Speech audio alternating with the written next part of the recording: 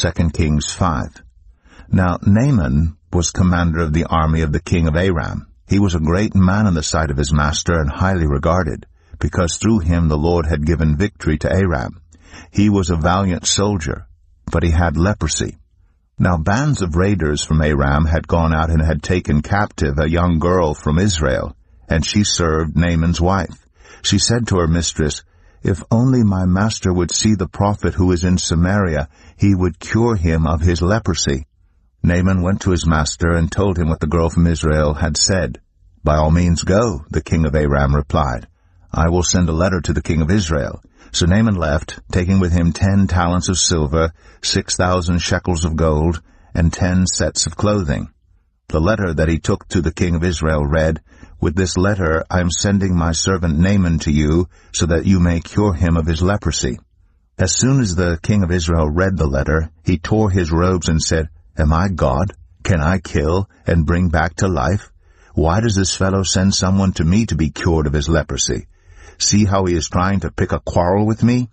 When Elisha, the man of God, heard that the king of Israel had torn his robes, he sent him this message, "Why have you torn your robes? Have the man come to me, and he will know that there is a prophet in Israel." So Naaman went with his horses and chariots and stopped at the door of Elisha's house. Elisha sent a messenger to say to him, "Go, wash yourself 7 times in the Jordan, and your flesh will be restored, and you will be cleansed." But Naaman went away angry and said, "I thought that he would surely come out to me and stand and call on the name of the Lord his God, wave his hand over the spot, and cure me of my leprosy. Are not Abana and Pharpar, the rivers of Damascus, better than all the waters of Israel? Couldn't I wash in them and be cleansed?" So he turned and went off in a rage. Naaman's servants went to him and said, "My father, if the prophet had told you to do some great thing, would you not have done it? How much more then when he tells you, 'Wash and be cleansed'?" So he went down and dipped himself in the Jordan 7 times, as the man of God had told him, and his flesh was restored and became clean, like that of a young boy. Then Naaman and all his attendants went back to the man of God. He stood before him and said, "Now I know that there is no God in all the world except in Israel. So please accept a gift from your servant." The prophet answered, "As surely as the Lord lives, whom I serve, I will not accept a thing." And even though Naaman urged him, he refused. "If you will not," said Naaman, "please let me, your servant, be given as much earth as a pair of mules can carry. For your servant will never again make burnt offerings and sacrifices to any other god but the Lord. But may the Lord forgive your servant for this one thing.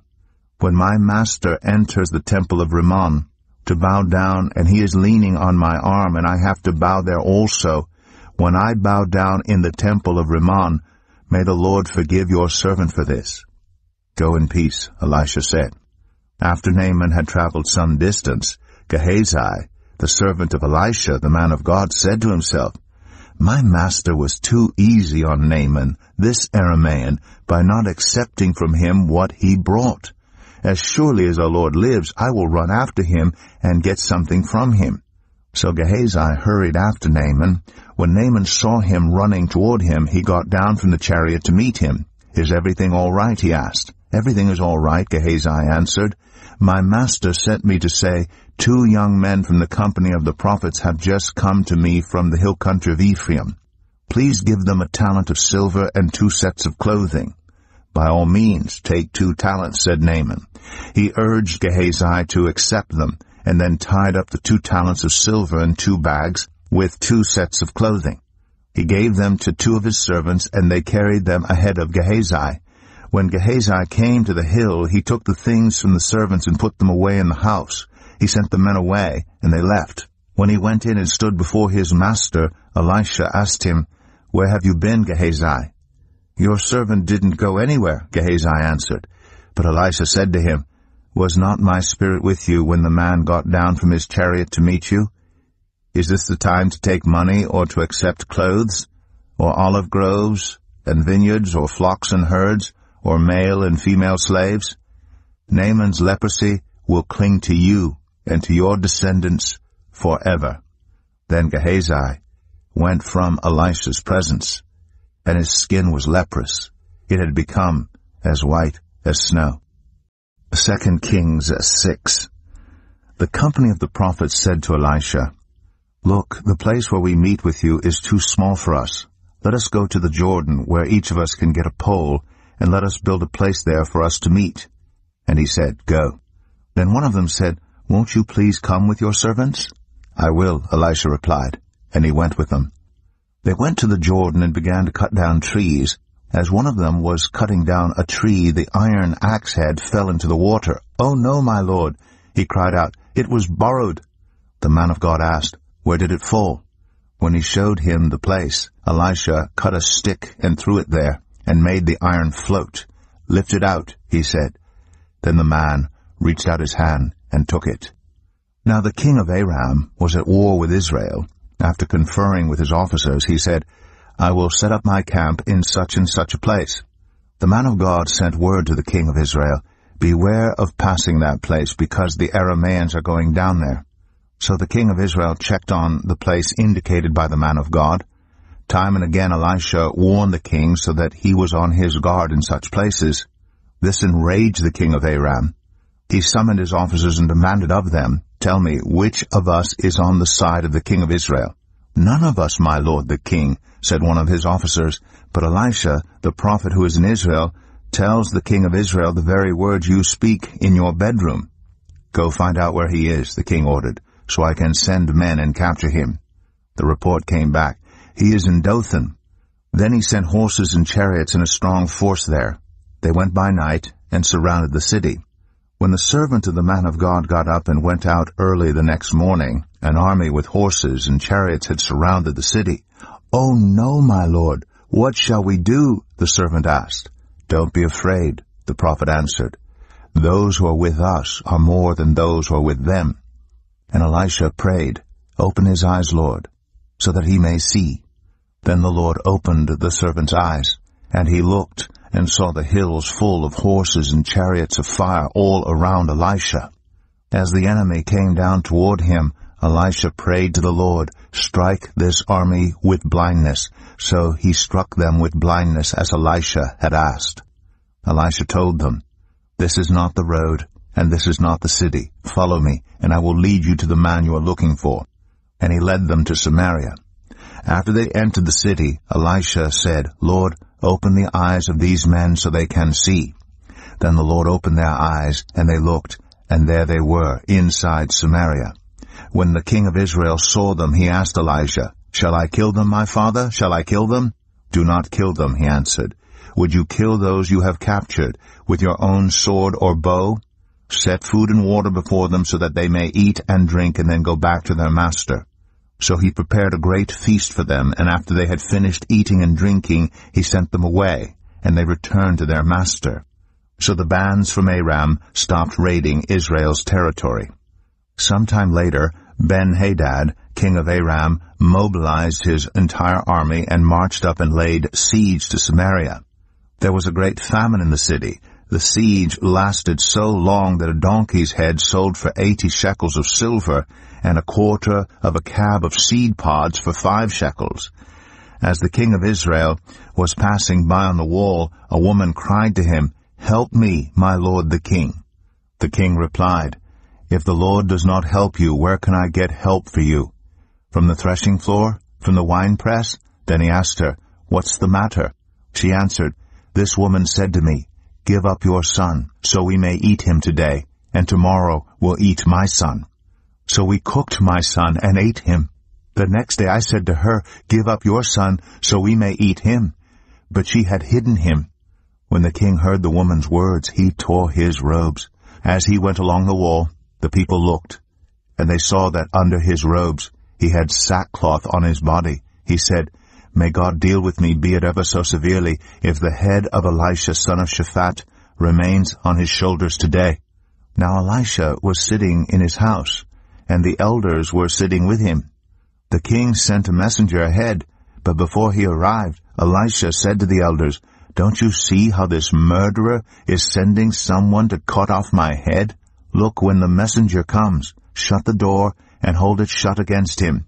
Is not the sound of his master's footsteps behind him?" While he was still talking to them, the messenger came down to him. The king said, "This disaster is from the Lord. Why should I wait for the Lord any longer?" 2 Kings 7. Elisha replied, "Hear the word of the Lord. This is what the Lord says. About this time tomorrow, a seah of the finest flour will sell for a shekel, and 2 seahs of barley for a shekel at the gate of Samaria." The officer on whose arm the king was leaning said to the man of God, "Look, even if the Lord should open the floodgates of the heavens, could this happen?" "You will see it with your own eyes," answered Elisha, "but you will not eat any of it." Now there were 4 men with leprosy at the entrance of the city gate. They said to each other, "Why stay here until we die? If we say, 'We'll go into the city,' the famine is there, and we will die. And if we stay here, we will die. So let's go over to the camp of the Arameans and surrender. If they spare us, we live. If they kill us, then we die." At dusk they got up and went to the camp of the Arameans. When they reached the edge of the camp, no one was there, for the Lord had caused the Arameans to hear the sound of chariots and horses and a great army, so that they said to one another, "Look, the king of Israel has hired the Hittite and Egyptian kings to attack us." So they got up and fled in the dusk and abandoned their tents and their horses and donkeys. They left the camp as it was and ran for their lives. The men who had leprosy reached the edge of the camp, entered one of the tents, and ate and drank. Then they took silver, gold, and clothes, and went off and hid them. They returned and entered another tent, and took some things from it, and hid them also. Then they said to each other, "What we're doing is not right. This is a day of good news, and we're keeping it to ourselves. If we wait until daylight, punishment will overtake us. Let's go at once and report this to the royal palace." So they went and called out to the city gatekeepers and told them, "We went into the Aramean camp, and no one was there, not a sound of anyone, only tethered horses and donkeys, and the tents left just as they were." The gatekeepers shouted the news, and it was reported within the palace. The king got up in the night and said to his officers, "I will tell you what the Arameans have done to us. They know we are starving. So they have left the camp to hide in the countryside, thinking, 'They will surely come out, and then we will take them alive and get into the city.'" One of his officers answered, "Have some men take 5 of the horses that are left in the city. Their plight will be like that of all the Israelites left here. Yes, they will only be like all these Israelites who are doomed. So let us send them to find out what happened." So they selected 2 chariots with their horses, and the king sent them after the Aramean army. He commanded the drivers, "Go and find out what has happened." They followed them as far as the Jordan, and they found the whole road strewn with the clothing and equipment the Arameans had thrown away in their headlong flight. So the messengers returned and reported to the king. Then the people went out and plundered the camp of the Arameans. So a seah of the finest flour sold for a shekel, and 2 seahs of barley sold for a shekel, as the Lord had said. Now the king had put the officer on whose arm he leaned in charge of the gate.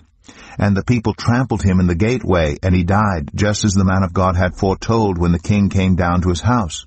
It happened as the man of God had said to the king. About this time tomorrow, a seah of the finest flour will sell for a shekel, and 2 seahs of barley for a shekel at the gate of Samaria. The officer had said to the man of God, "Look, even if the Lord should open the floodgates of the heavens, could this happen?" The man of God had replied, "You will see it with your own eyes, but you will not eat any of it." And that is exactly what happened to him.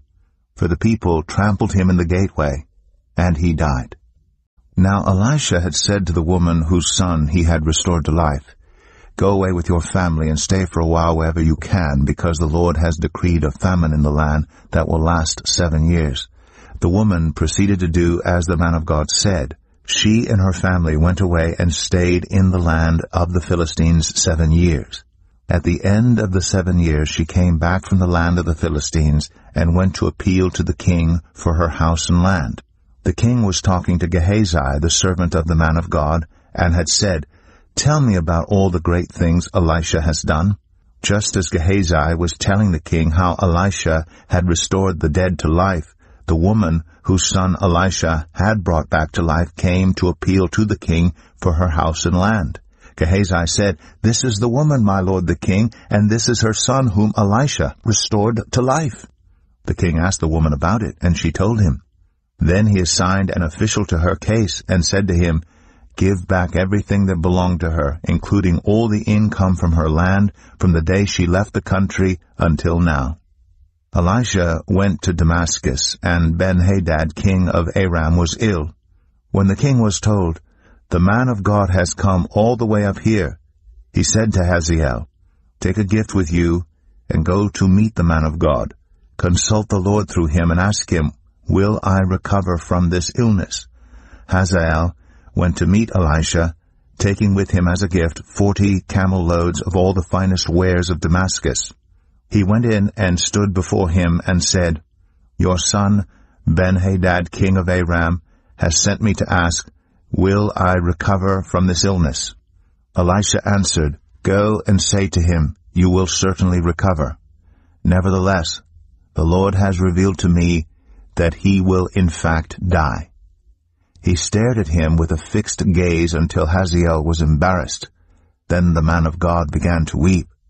"Why is my lord weeping?" asked Hazael. "Because I know the harm you will do to the Israelites," he answered. "You will set fire to their fortified places, kill their young men with the sword, dash their little children to the ground, and rip open their pregnant women." Hazael said, "How could your servant, a mere dog, accomplish such a feat?" "The Lord has shown me that you will become king of Aram," answered Elisha. Then Hazael left Elisha and returned to his master. When Ben-Hadad asked, "What did Elisha say to you?" Hazael replied, "He told me that you would certainly recover." But the next day he took a thick cloth, soaked it in water, and spread it over the king's face, so that he died. Then Hazael succeeded him as king.